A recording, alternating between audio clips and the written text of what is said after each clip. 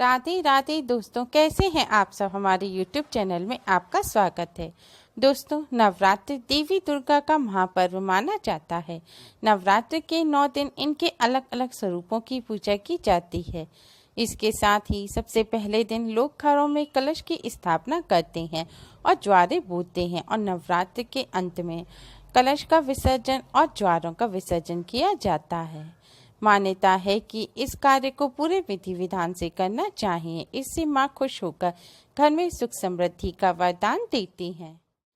लेकिन बहुत कम लोग जानते हैं, जैसे कलश स्थापना सही विधि से और शुभ मुहूर्त में करना जरूरी होता है। इसी तरह से कलश का विसर्जन भी सही विधि और शुभ मुहूर्त में करना जरूरी होता है। तभी कलश स्थापना और नवरात्र पूजा और व्रत के शुभ फल प्राप्त होते हैं।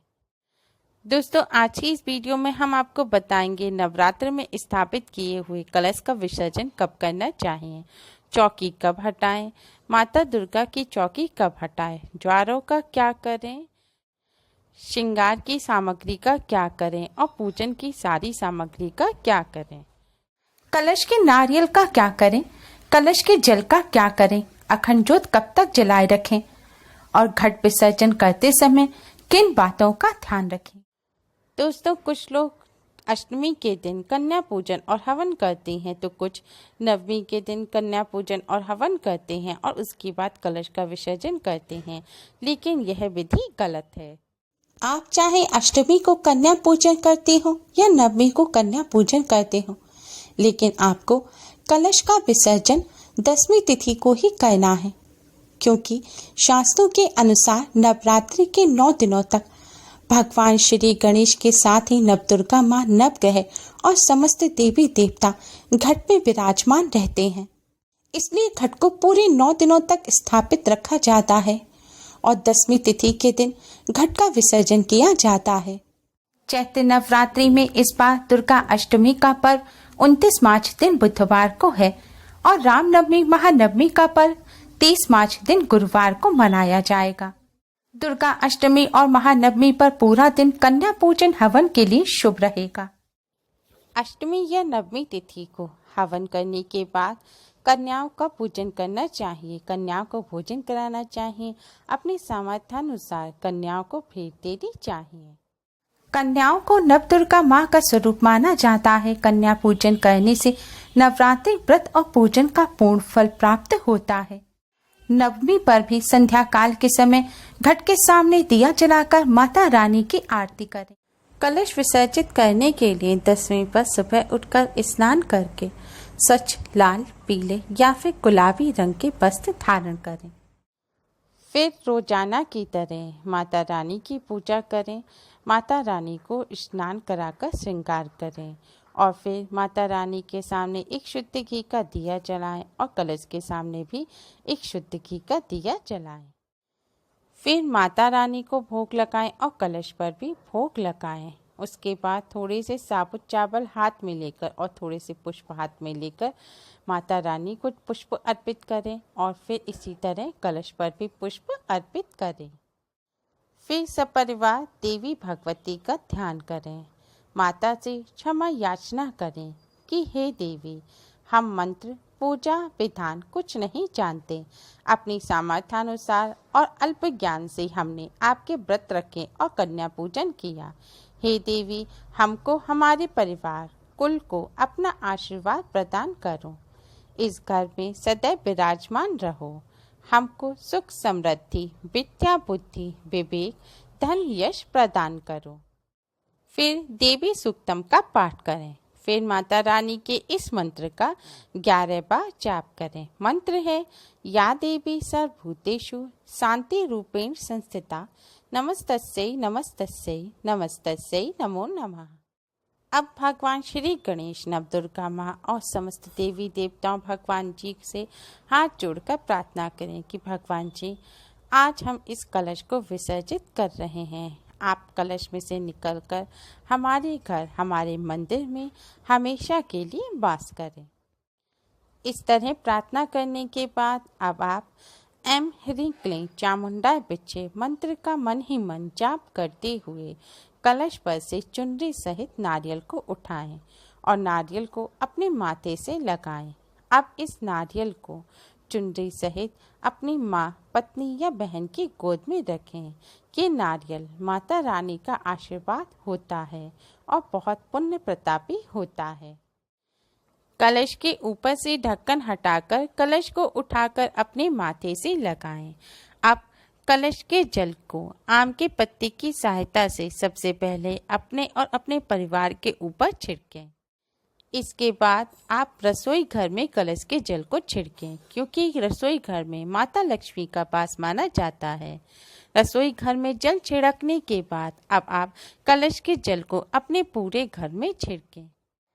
अपने मुख्य दरवाजे पर भी छिड़कें। ध्यान रखें, कलश के जल को अपने बाथरूम में और कूड़ा रखने के स्थान पर ना छिड़कें। घर के मुख्य द्वार पर भी कलश के जल को जरूर छिड़कें। पूरे घर में जल छिड़कने के बाद अब आप कलश में से थोड़ा थोड़ा जल अपने और अपने परिवार के सहित प्रसाद के रूप में ग्रहण करें। इसके बाद बचे हुए कलश के जल को आप तुलसी जी की जड़ में या फिर साफ जगह पर लगे हुए किसी भी पौधे की जड़ में चढ़ा दें। कलश का जल चढ़ाने के बाद कलश में से सिक्का निकालकर अब आप अपने धन रखने के स्थान पर उस सिक्के को रख दें और माता रानी से घर में धन धान्य की बढ़ोतरी की प्रार्थना करें। ध्यान रखें, इस सिक्के को खर्च ना करें। इसे तिजोरी में रखने से धन में बरकत होती है। और कलश में जो साबुत सुपारी और हल्दी की गांठ है उसे निकालकर भी तिजोरी में सिक्के के साथ ही रखना चाहिए। इसके बाद कलश और अखंड ज्योति पर जो कलावा बंधा है उसे खोलकर आप अपने हाथ, बाजू या फिर गले में पहन सकते हैं। यह देवी माँ का सिद्ध रक्षा कवच कहलाता है, जो हर मुसीबत से रक्षा करता है। रक्षा कवच बांधते समय देवी माँ के इस मंत्र का जाप करें। मंत्र है, या देवी सर्वभूतेषु रक्षा रूपेण संस्थिता नमस्तस्यै नमस्तस्यै नमस्तस्यै नमो नमः। यह रक्षा सूत्र घर के सभी सदस्य पहन सकते हैं। इसके बाद एक साफ छुरी की सहायता से आपने जो ज्वारे बोए हैं उन्हें आप काट लें। काटकर एक लाल रंग के कपड़े पर रख लें और जो कलश के ऊपर ढक्कन में जो चावल रखे थे उन्हें अपने घर के चावलों में मिला दें। इससे घर में धन धान्य की वृद्धि होती है और घर में सुख समृद्धि बनी रहती है। ज्वारों के नीचे जो चावल रखे हैं उन्हें आप एकत्रित करके पक्षियों को डाल दें। आपने जो माता रानी को साड़ी, जेवरात और 16 श्रृंगार अर्पित किए हैं उन्हें प्रसाद के रूप में अपने परिवार की महिलाओं को दें। माता रानी भगवान श्री गणेश को चौकी पर से उठाकर पुनः मंदिर में स्थापित करें। जिस मिट्टी के बर्तन में जौ बोए हैं उस बर्तन को मिट्टी सहित और कलश के ढक्कन को, और अगर कलश भी आपने मिट्टी का ही लिया है तो उस कलश को भी आप शुद्ध बहते हुए जल में विसर्जित करें। 9 दिनों तक माता रानी को आपने जो पुष्प चढ़ाए हैं, जो अज्ञारी की है, उन सभी को भी आप शुद्ध बहते हुए जल में विसर्जित करें। अब चौकी के कपड़े को और एक नए नारियल को लेकर दक्षिणा सहित आप श्रेष्ठ ब्राह्मण को दान करें। अगर ब्राह्मण ना हो तो चौकी के कपड़े को भी आप शुद्ध बहते जल में विसर्जित कर दें। ध्यान रखें, आपने जो नारियल कलश पर रखा था उसे आपको ब्राह्मण को नहीं देना। उस नारियल को आप पूरे परिवार के सहित प्रसाद के रूप में ग्रहण करें। ब्राह्मण को आपको नया नारियल खरीद कर देना है। जो जौ काटे हैं उसमें से थोड़े से जौ आप उठाकर अपने भाई के कान पर लगाकर भाई का टीका करें और बचे हुए जौ जब थोड़े सूख जाएं तब उन्हें लाल कपड़े में बांधकर आप अपने घर की तिजोरी में रखें। इससे घर में सुख समृद्धि रहती है और माता रानी का आशीर्वाद बना रहता है, घर में बरकत रहती है। ध्यान रखें, अखंड ज्योत को आप खुद ना बुझाएं। अखंड ज्योत को खुद ही शांत होने दें, यानी कि ज्योत को पूर्ण होने दें। कलश के ऊपर नारियल पर जो कपड़ा है उसे भी शुद्ध जल में विसर्जित करें और नारियल पर जो कलावा बांधा है उसे भी रक्षा सूत्र की तरह आप अपने हाथ पर बांध सकते हैं। अगर आप रक्षा सूत्र अपने हाथ पर नहीं बांधना चाहते तो उसे भी शुद्ध जल में विसर्जित कर दें। नवरात्रि के प्रथम दिन कलश स्थापना के साथ कई जगह माता दुर्गा की नई प्रतिमा लाकर उनकी भी स्थापना की जाती है। अगर आपने भी माँ दुर्गा की स्थापना की है तो आप कलश विसर्जन के शुभ मुहूर्त में ही माता दुर्गा की प्रतिमा को भी शुद्ध जल में विसर्जित करें।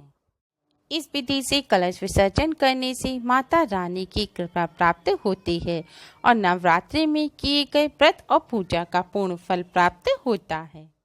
अगर आपको हमारी वीडियो पसंद आई हो तो लाइक करना ना भूलें। हमारी इस वीडियो को अपने फ्रेंड्स और रिश्तेदारों में ज़्यादा से ज़्यादा शेयर करें जिससे वह भी इसका लाभ उठा सकें और हमारी और भी वीडियोस के लिए हमारे चैनल को सब्सक्राइब करना ना भूलें।